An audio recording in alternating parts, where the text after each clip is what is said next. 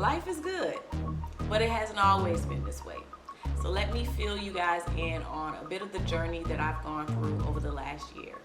What's up, y'all, and welcome back to my channel. I know it's been quite some time since I recorded my last video, but I'm back. I know I always say that, but I'm in a better space now, and I feel like I can bring you guys continuous content. So this video will serve as an update video where I've been, how Curacao was, what's life looking like for me now. And if you're interested in hearing about any of those things, then stay tuned. All right, so let's hop straight into it. You all have DM'd me and asked me so many questions. And to be totally honest, a lot of people still think that I live abroad, but I don't. I'm back in the United States and life is good, but it hasn't always been this way. So let me fill you guys in on a bit of the journey that I've gone through over the last year. So March of 2024, this year, marked 1 year since me being back in the United States. And I guess I'll backtrack a little bit and give y'all some of the details of my Curacao stay, because anybody that'll listen, I tell them that it's worth doing, it's worth moving abroad, it's worth living abroad, it's worth everything that I experienced in the time that I was in Curacao was definitely worth it. All right, so my stay in Curacao was amazing. It was life-changing. It was transformative. It was everything I didn't know I needed. So I like to tell people that it was like my eat, pray, love kind of journey. And although I originally intended to live there forever, that stay was cut kind of short. And I'll get into that further into the video as to why I came back to the United States. But now I'm just focusing on my experience in Curacao.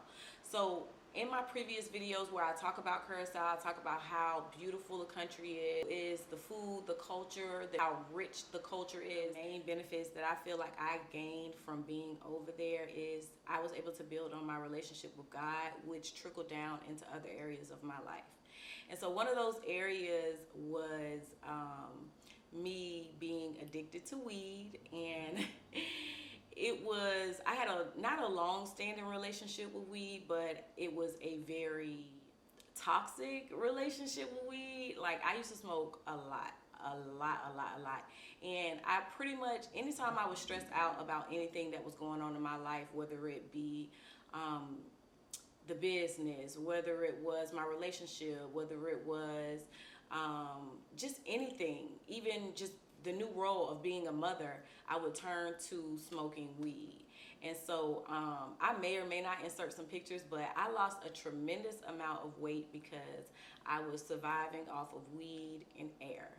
And I don't even know how to put it in a better term, but I absolutely was addicted. I was addicted. And so being as though I was over there and I was in solitude, I was able to hear from him more, and I was able to build my relationship with him more. And what that allowed me to do was see that I didn't need any of the outside sources, outside drugs, outside relationships.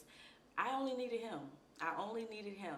And so it led me to the sobriety journey that I am still maintaining and holding firm to.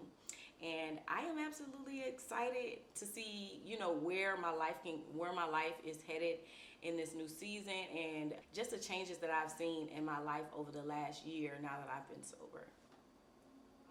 I want to thank myself for one, having the willpower and the strength to be able to say, okay, enough is enough. I need to know, I needed that out. I needed to be able to be somewhere in solitude to understand that drug, which some may or may not call a drug, but weed, marijuana, whatever you want to call it, was not the end all be all for me.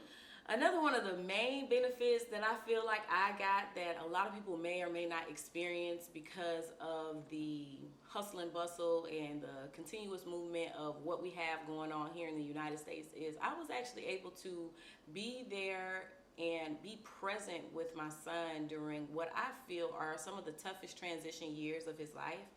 And that was when he was 2 years old. You know, everybody calls it the terrible twos, but I feel like they're the terrific twos, because these little humans are new here and they don't know the way of the world. And I think it's our responsibility to be able to teach them.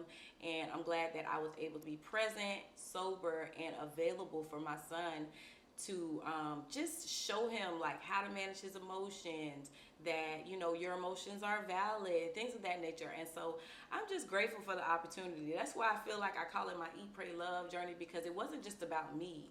It was about what I was able to give my son. And what I like to say too about not just sobriety, but just motherhood in general, is that a healthy mom makes for a healthy baby. All right, so this is going to lead me to one of the most asked questions that I've gotten since I've been back, for those who actually know that I'm back. Why did I come back? So right after leaving the country, I let my son's dad know that we were going to be living abroad. I didn't have a time limit, but I didn't have a time limit when I came here and told y'all I was leaving and living abroad. I didn't know exactly what the next chapter of my life was going to look like, but what I did know was when to throw the towel in. And I like to pride myself on that, because I personally feel like when things are too tough, that's when it's time to like get out. And whatever your get out looks like, that's what it needs to be. But for me, my get out, because I was up to here with stress, was leaving the country as a whole. So I did that, left the country, and right after that, he of course went to the courts and filed an emergency hearing for my son to come back to the country, which again, I had no intentions on coming back immediately, probably in the future, but I again didn't have a set timeline as to when. So he filed that, and I got a notification that I had to be seen in court in March. Ultimately, that's why I came back, because I didn't want to not be present at the court date and something far-fetched happened, like a warrant was out for my arrest or something like that, even though let it be known for the record that I do have full custody. I didn't want any negative to come from something that I felt was like going to be such a positive experience for both myself and my son. I like to also put this on the record that I'm a firm believer that children need their father, especially if they want to be an active participant in the relationship of the family dynamic, or even just the child to parent dynamic. I never wanted to put myself in a position where I took my son away from his father entirely. Again, although I didn't know what the expectation of what this trip was going to be, or the extent of how long I was going to be gone, my intent was never to take my son from his dad for forever. So, in the transition back to the United States, I'm folding my arms for this portion, because like I said, since I've been back in the United States, it hasn't been easy, because most of you may or may not know, but before I left, I sold everything to include my house, and I moved abroad. Transitioning back into the United States was not easy. So again, I had to find somewhere to live. I had to find new childcare for my son. I had to reestablish the relationship with my son's dad so that the dynamic was better and it was just not a toxic place to be. And all of this took so much strength from within and so much resiliency for myself that I sometimes blow my own mind, because I am still in awe that I was able to do these things by myself. So when I first came back to the United States, for about 3 weeks, I want to say 2 or 3 weeks, I went to Florida, and I thank God for that trip, because it allowed me to see that Florida is and forever will be my home as far as where I was born and raised, but I can't go back there. I can't go back there. I can't. And I can make a whole video on that too. But I can't go back there. I can go visit. I can go love on those who love on me back home, but I absolutely cannot go back there to live. So once I transitioned back up to the DMV area, which I am in now, Then the test began, because I'm not even gonna hold y'all or lie to y'all or try to sugarcoat it like life was just great once I came back to the United States or once I left. It was the longest place that we stayed in was a friend of mine. I say friend because, yeah, people don't really be your friends out here. Yeah, we stayed with her for like 3 months, and I was able to fully get back on my feet and find a job and just, get back into what I initially ran from.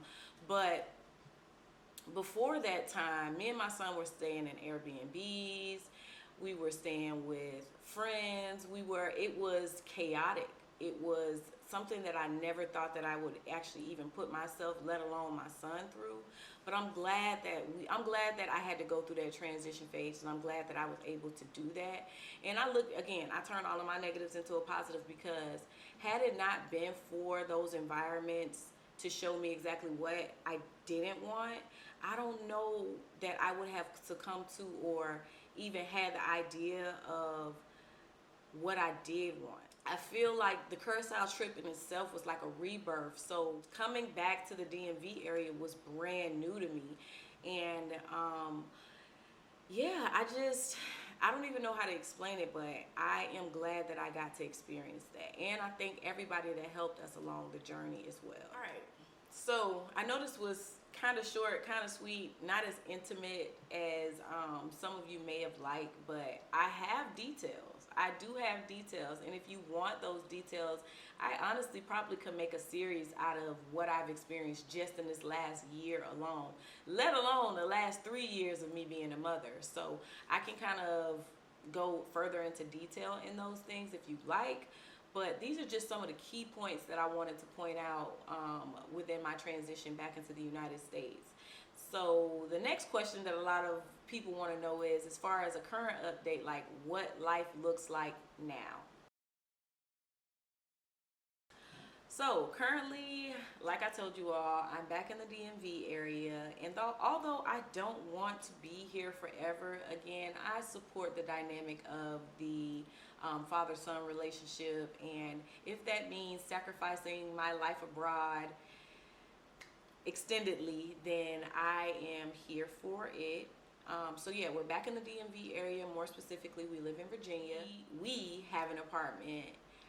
It's beautiful. It is filled with love, and it's high energy in this place, because that's the energy and the intentions that I set with this place.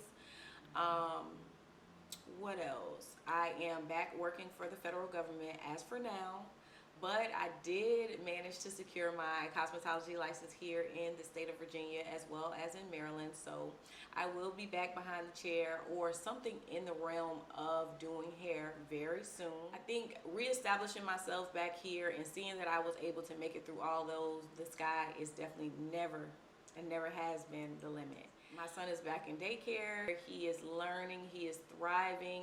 He's going to be going to pre-K next year. So he is currently 3 years old, and I'm recording this in I'm recording this in April. So he'll be turning 4 here shortly. He is happy. He is healthy. And most of all, our relationship is stronger than it has ever been. We have a very strong relationship. That boy love his mama. And I love me some him.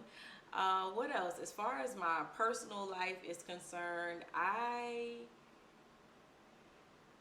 don't even know if I want to say this on YouTube, but like, I've actually gotten back into dating more recently, and again, a whole nother video for another day, because mama was single and not ready to mingle for 3 strong years out here.